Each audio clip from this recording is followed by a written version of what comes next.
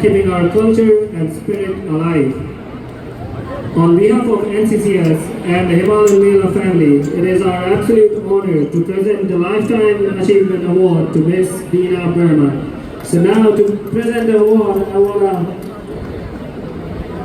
I want to like to call our President of NCCS, Sudarshan Sapkota, with the Chairperson, Bimal Basneji. Please put your hands together for Beena Burma.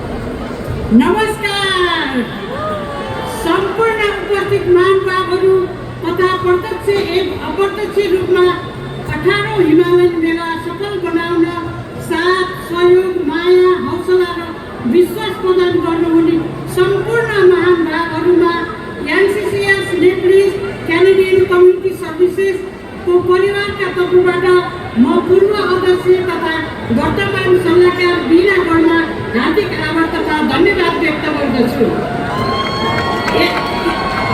एनसीसीएसको स्थापना कालदेखि नै करिब 25 वर्षसम्म सेवा गर्ने अवसर पाउनु मेरो लागि अत्यन्तै गौरव, सौभाग्य र जिम्मेवारी विषय हो।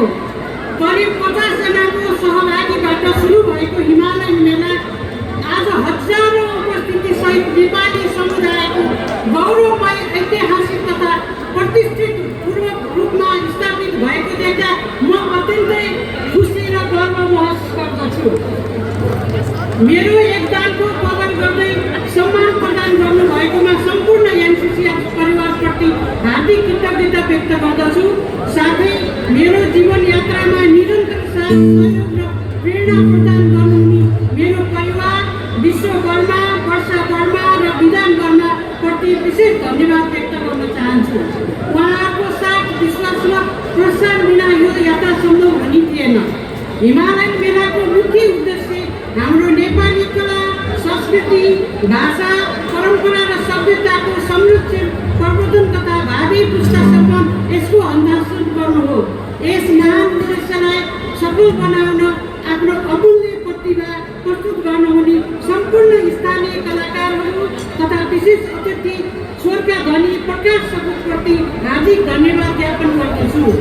यस कार्यक्रमलाई सफल बनाउन अथक मेहनत गर्नुहुने सम्पूर्ण स्वयंसेवक, प्रायोजक, सहयोगी, विगत तथा वर्तमान कार्य समिति सदस्यहरू, आदरणीय कलाकारहरू, नेपाल महामहिम राजदूत तथा अटावा नेपाली राजदूतावास सिटी अफ टोरन्टो साथै हाम्रो निमन्त्रणा स्वीकार गरी कार्यक्रममा उपस्थित भई गरिमा बढाइ दिनुहुने मेयर ओलिभा चाउ प्रति हार्दिक कृतज्ञता व्यक्त गर्दछु।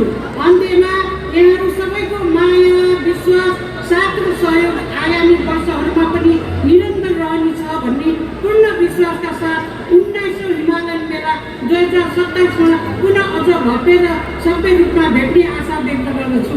धन्यवाद।